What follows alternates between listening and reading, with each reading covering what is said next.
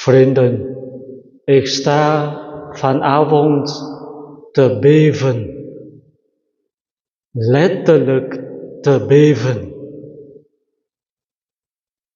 Want ik begrijp eigenlijk niet wat wij vanavond vieren. Witte Donderdag. Dat gaat ons verstand te boven.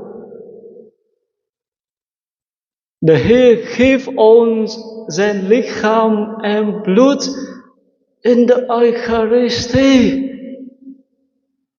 Is niet te begrijpen. Onmogelijk. Ik beef.